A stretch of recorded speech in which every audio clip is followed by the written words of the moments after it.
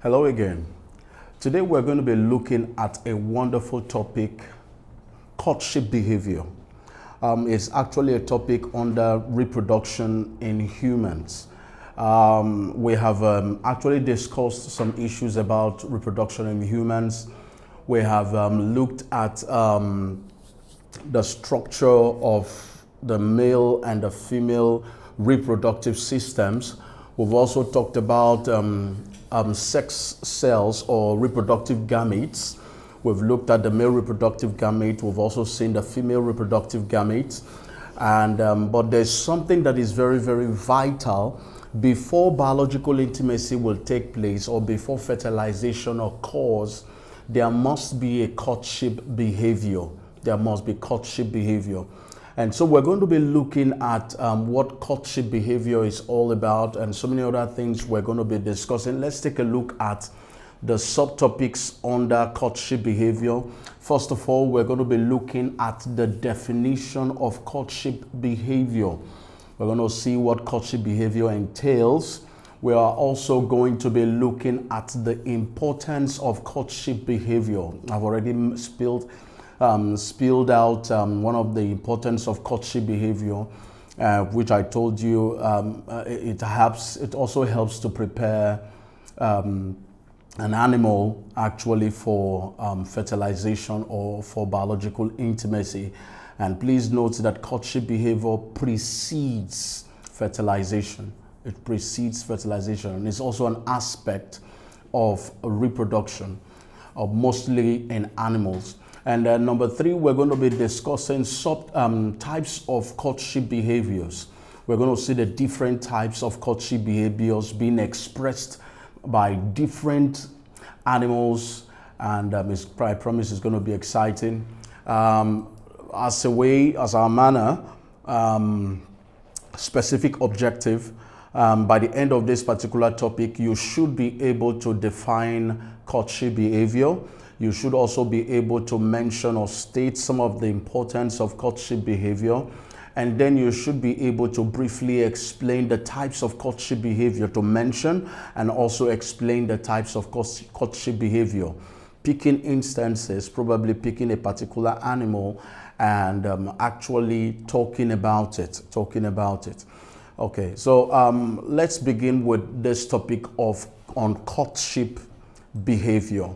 Now, please take note, another name for courtship behavior is actually reproductive behavior. We can call it reproductive behavior, or we can call it courtship behavior. Now, courtship behavior is a pattern of behavior. Please take note of that word. It is a pattern of behavior that precedes mating and reproduction in animals. Please note, courtship behavior can only be found or can only happen in animals or amongst animals and not plants. So plants don't undergo courtship behavior. Well, I can say pollination can take the place of courtship behavior in terms of plants. Okay, but please take note, courtship behavior is a pattern of behavior and it must precede mating. Courtship doesn't come after mating. It comes before mating or before biological intimacy. Now, what are the importance of courtship behavior? We are actually going to be looking at three importance of courtship behavior. Number one is that it brings male and female animals together. Yes, courtship behavior brings male and female animals together. Now, it attracts. It is a force of attraction that brings them together for mating or for biological intimacy. Number two, importance of courtship behavior is that it prepares animals for possible mating and fertilization processes. Fertilization processes occurs when courtship behavior is in place. Fertilization processes can commence or will come into play when courtship behavior has already started. And then number 3 is that it stimulates the release of gametes in animals. It stimulates the release of gametes in animals. Remember, I told you what gametes are. Gametes can be referred to as reproductive cells or sex cells. Now, in male, the reproductive sex cell is called the spermatozoa, and then in the female, it is called the egg. Okay, so these are 3 important, valid importance of courtship behavior. It brings the male and the female together. It prepares them for possible mating and fertilization processes, and also it stimulates the release of gametes. Okay, and then let's look at types of courtship behavior. Now, basically, we have 4 important types of courtship behavior, and we're going to be looking at each of them. 4 important types of courtship behavior. The first one we have is pairing, to pair. And number 2 is called display. Number 3 is called territoriality, as in place of territory. And then number 4 is seasonal migration, So we're going to be starting with the first one, which has to do with pairing. Now, what exactly is pairing as a type of courtship behavior? Now, as the name implies, pairing talks about pairs. It talks about 2. So this is a type of courtship behavior in which 2 animals, and these 2 animals is male and female. 2 animals separate themselves from others in a group to form a mating pair. They separate themselves from others in a group to form a mating pair. So they become joined together. And remember, we said one of the importance of courtship behavior is actually to prepare these animals, these 2 pairs of, or this pair of animals, for what? Possible mating or fertilization processes. So one of the reasons for pairing is to separate them from the crowd. Now, please also note that this pairing, which is a type of courtship behavior, always leads to compatibility. Most times, not always though, but most times it leads to compatibility. Compatibility between the 2 animals that are pairing up to form a mate. Okay, to form mate, that are pairing up to actually mate. Okay, so it most times leads to compatibility. Now, pairing may also be very brief, or it can be for a lifetime. Pairing is usually brief, or it can be for a lifetime. Now, yes, most times, pairing always leads to compatibility. What the mate that is, or the other couple that is not compatible with the other doesn't meet. They don't meet. So in pairing, there is always compatibility. They must be compatible for them to come together. And then, like I said again, pairing may be brief. It may be brief, or it may be for a long time, or it might even last for a lifetime. Now, let's take a look at some examples of animals that show pairing. Let's see some examples of animals that show pairing. Now, one of them is we humans. Humans show pairing. In fact, we do a lot of pairing. All right, we show pairing, and we're going to be looking at so many examples. I'm going to come back to that of humans showing an example, being an example of pairing. Now, first of all, let's talk about pairing in winged termites. Now, termites, I think they belong to the kingdom called Animalia. They belong to the phylum called Arthropoda. They belong to the class called Insecta. Now, termites, they are referred mostly to as social insects because they organize themselves. They have this a propensity or ability to organize themselves in groups and they cooperate a lot. They have cooperation amongst themselves, and they carry out specific functions. You have divisions of labors and so on. So termites are actually social insects. Now, how does termites carry out pairing? Remember, we said in pairing, two animals separate themselves. They separate, and they must be of the same species. They separate themselves and pair together and pair to form a mating pair. Actually, they separate themselves in order to form a mating pair. So winged termites, they also separate themselves to form mating pair. Now, mating in most of these insects is in seasons. We have mating seasons, unlike in humans where we don't have mating seasons. But in some of these animals, they have mating seasons. Now, during mating seasons, the male termites and the female termites, please take note. Why we mentioned winged termites is because we have different castes in a termite. We have the reproductives, which are referred to as winged termites. We have the king, we have the queen, we have the soldiers, and then we also have the workers.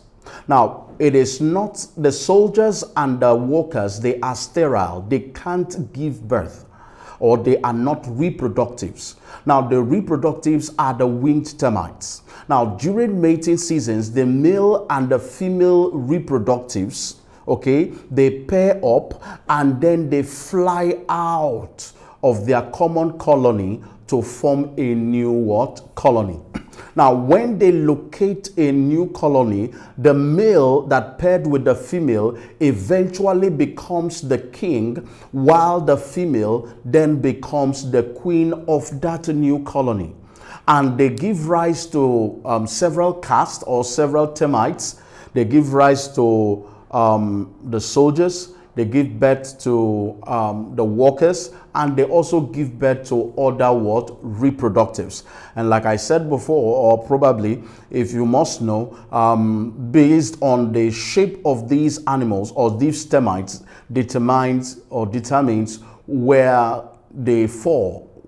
If the termite that is being laid or delivered has a big head, big mandibles and all that, it is then a soldier. If it doesn't have a big mandibles, normal size, but without wings, is referred to as a worker.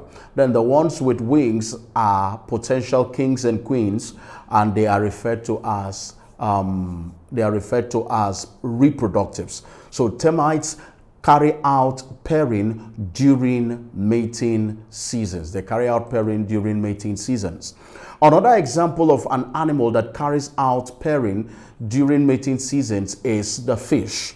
The fish during mating seasons a male fish pairs up with a female fish, and they swim out of the crowd and they go to a very quiet part or shallow part and quiet part of the river or the stream, and there the female releases her eggs and the male also releases his sperm cells simultaneously to fertilize it externally. So that is pairing occurring in fishes. Fishes don't mate in groups. No, they don't mate in groups. They mate or carry out fertilization process in pairs, and they go out and carry out these processes, courtship processes. The next one is pairing in toads. Now, also during mating seasons, the male toad makes a croaking sound. Now, the croaking sound of the male attracts the female. It most times excites the female toad or frog. And when the female is excited and attracted to it, the female goes to where the croaking of the sound is being produced by the male. Now, when the female comes close, the male mounts on the back of the female for about 2 to 3 days. Now, note that an adult female toad or frog is usually larger in size compared to that of the male. The reasons why they are larger in size is because of the eggs they carry within them. So they are usually larger in size, and so the female can carry the male on her back for 2 to 3 days. And within these days, the female, they go to a very shallow part of the water, of the stream, that is not fast flowing and also shallow. The female lays her eggs in the water, and the male releases his sperm cells simultaneously to fertilize it externally. It means that they carry out external fertilization. So this is how pairing in toads occur. Also, I told you pairing occurs in humans.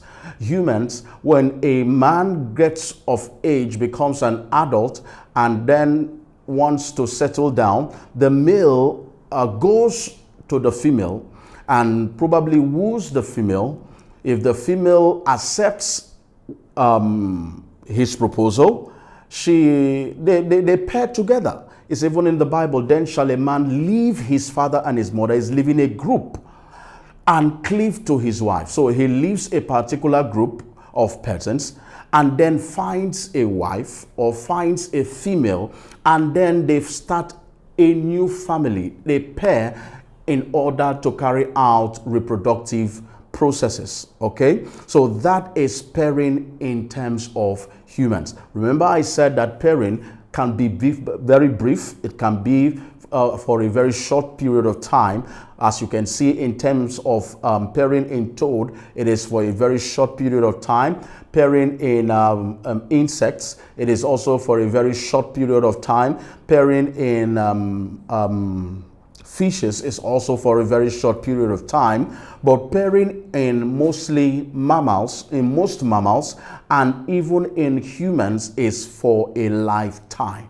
Pairing in humans is for a lifetime. And please also take note, like I said, that pairing leads to compatibility. If the couples are not compatible, they don't pair. If the couples are not compatible, they don't pair. The same thing is also applicable both to other kinds of animals, both the insects, the frog, the fish, and all that. It always leads to compatibility. Now, the next type of courtship behavior we're going to be looking at is display. Display. Now, display is a type of courtship behavior which involves series of fixed patterns of movement. You see, fixed patterns of movement or attractive exhibitions between mating partners. So that's why the term is called display, because there is actually an exhibition that actually attracts other mating partners. Okay, so we're going to be looking at some examples of display. Actually, we have different kinds of display. There are display. We have dancing.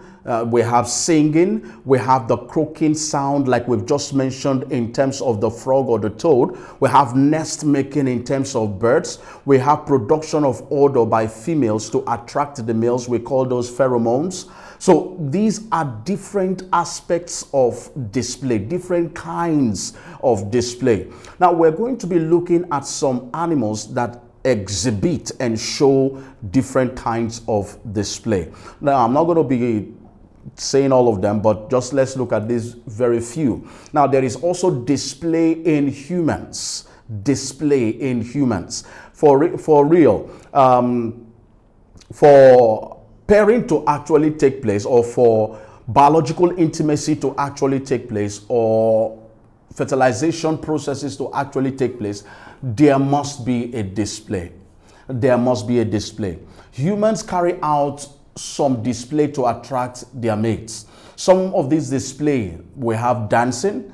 Some persons are attracted to somebody else based on dancing. Some persons are attracted to mating partners based on singing. Some persons are attracted to mating partners based on attractive dressing, makeups, wearing of body perfumes or spray. Of course, no one will be attracted to someone that is actually smelling. So these are some of the things that attracts other persons or that attracts people for biological intimacy or for mating or for fertilization processes or reproduction, okay, or even for pairing. So display in humans is inevitable for courtship behavior. It is inevitable, always inevitable. Now, another example of display is display in agama lizard. The agama lizard also exhibits its own kind of display in order to sort of like pair with its own kind, or a lizard, a female lizard, to carry out biological intimacy. Now, the agama lizard shows display by putting up a bright color and approaching the female lizard. So you can see a bright color. You see the male, the bright color, the head is red or orange, and you see different display of colors around the body of the agama lizard. Now, if the female lizard is willing, she curves her back and lifts her tails vertically. Now, the male in response wags his tail and nods his head. He grips her neck and mounts her for biological intimacy to actually occur. So this is how the agama lizard actually carry out or show display in order for biological intimacy or mating to actually occur. Another example of an animal that shows display is the birds. The birds. Now, there are several animals that show display, like we have there on the screen. We have the peacock. The peacock shows display by displaying or exhibiting brightly colored feathers to the female. And this attracts mostly the female peacock, which if she succumbs, mating can also take place. We can also see display in domestic birds, like the domestic fowl we have around us. For instance, the cock dances towards the hen for mating. We've seen this dance, they call it, I call it most times, a staggering dance. So the dance is done in a staggering manner sideways, with the cock lowering his wings and beating it against his body and legs as he moves. This is a kind of dance that the cock actually shows. Now, if the female domestic bird or the hen is ready or accepts this advancement from the male, the cock mounts her for mating to take place. The cock mounts her for mating to take place. So this is also another aspect of display that is found in birds. Number 3 is territoriality. We have mentioned the first type of courtship behavior. We talked about pairing, and then the second type we talked about display. Now, the third type of courtship behavior is called territoriality. Territoriality. Now, what is actually territoriality? It's a type of courtship behavior in which a member of a species marks out a fixed area and defends it against intruders of the same species. Now, you see territoriality being expressed in almost all mammals. Yes, almost all mammals express territoriality. A male also, humans will also express territoriality. Of course, a man will not allow any other man to intrude into his family or to take his wife away from him. So this is what we call territoriality. He defends it. He defends his territory. He defends whatever belongs to him. Now, an example is territoriality that is found in lions. Now, like I said, most vertebrates, they express territoriality, exception of the amphibians. Territoriality behavior ensures that breeding pairs or group obtain adequate food and space. Obtain adequate food and space. It also ensures that only the fittest individuals breed, passing on their favorable characteristics to their offsprings, mostly as you see it in lions. Now, Animals that show territoriality marks out their areas by scent markers, such as urine or by patrol. As you can see on the screen there, we have the lion passing out urine to mark out its territory. Passes out urine, most times it goes around roaring.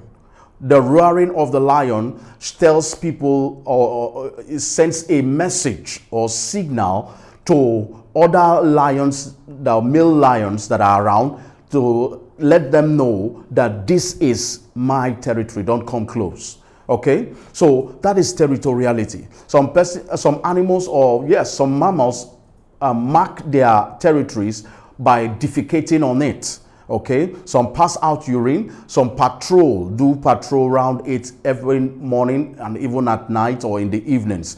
These are several ways to ensure territoriality is in place, to defend that particular place. Now, intruding males are chased away. Intruder males are chased away by their threat display, but females are allowed to enter the territory. Mostly, if I use the lions as a case study, females are allowed into the territory, but not males. When a male intrudes into the territory of another male, they fight for it. They fight for it, and they fight to death, or the other one leaves. So whoever retains or wins the battle retains that particular territory. So territoriality is also another type of courtship behavior. Now, finally, we have seasonal migration. Seasonal migration. Now, seasonal migration is also another type of courtship behavior in which animals move seasonally. They move seasonally from one place to another and later return to their original place. That's what we call seasonal migration. Now, this movement, the reason for this movement can be due to breeding. Most times it is based on breeding, and most times also it is to escape unfavorable conditions. It can be inadequate food supply, inadequate water supply. It can be due to harsh weather conditions. These are some of the reasons why they escape or why they leave a particular place to another place. Now, some of them are also based on in search for a mate. Most animals move out in search for mates. So we're going to be looking at some examples of seasonal migration in some animals. Now, number one is seasonal migration in fish. Fish carry out seasonal migration, mostly the mudfish. At the beginning of the rainy season, they migrate from deep to shallow water upstreams before laying their eggs.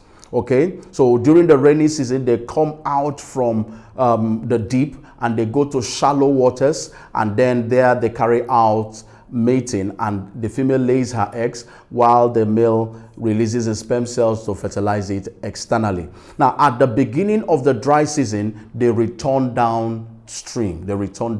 As they go back to the deep.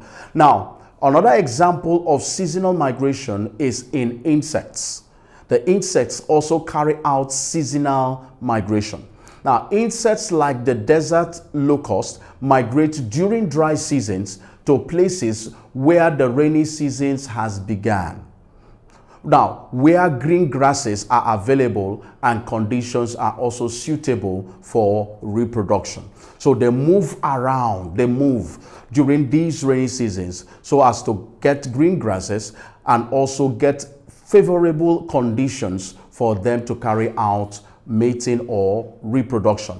Now, they return to their original place when conditions are actually favorable.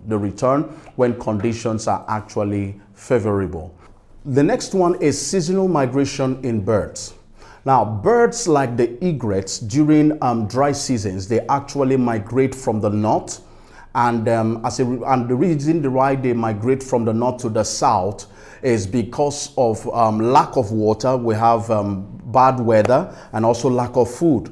Now they migrate to the south where you have good weather, you have availability of food, you have the availability of water, and this is the much reasons why these egrets actually migrate. Now they eventually return. Remember we said that in seasonal migration, they return actually back to their original habitation. Okay, their original habitat, their normal place. So they eventually return back to the north when conditions become what? Favorable. So this is what we call seasonal migration in birds. And this brings us to the end of this particular topic on courtship behavior. But before we go, I would like us to just look at I think 3 questions will be enough for us under courtship behavior. Now, look at this question. Question 1, in which of the following insects is group instinct not displayed? Group instinct not displayed. Now, if you could remember when talking about pairing in winged termites, I mentioned something about social insects. And I told you that there are some animals actually that are social per se. They move in groups, okay? They are organized. They cooperate in a group. They associate themselves, they associate with themselves, and they cooperate. There is a kind of a cooperation amongst themselves, and they are always in a group. Now, you see that in termites, you see that in ants, you see that in bees, but you don't see that in cockroach. So cockroach does not display group instinct. Cockroach don't display group instinct. They don't move in groups. So A is the correct answer. In which of the following insect is group instinct not displayed? And that is in cockroach. Then number 2, they said courtship behavior in animals may include all the following except. Courtship behavior in animals may include all the following except. Now, look at A. They said basking in the sun by a lizard, croaking of a toad, dancing of the worker bee, and howling of a dog. Now, dancing of the worker bee and howling of a dog, croaking of a toad, basking in the sun by a lizard. How many of these are, which one has to do with courtship behavior? That does not have to do with courtship behavior. The answer for me is C, dancing of the worker bee. Now, the worker bee dances when it sees a particular food to attract or send information to others. Okay? So that is what it does. It is not for attraction of mate or to mate. The worker bees don't. Okay? So we now have the next one, which is 3. The importance of courtship in animal include the following except. The importance of courtship in animal include the following except. A, is it to ensure that the female choose the right male species? Is it to coincide with ovulation period and ensure fertilization? Is it arousing both male and female partners? Is it protection of territory? The correct one that is not part of this thing is protection of territory. Courtship, one of the importance of courtship behavior is not just for protection of territory. So this is where we come to the end of this particular topic on courtship behavior. I'll see you in our next class. Bye for now.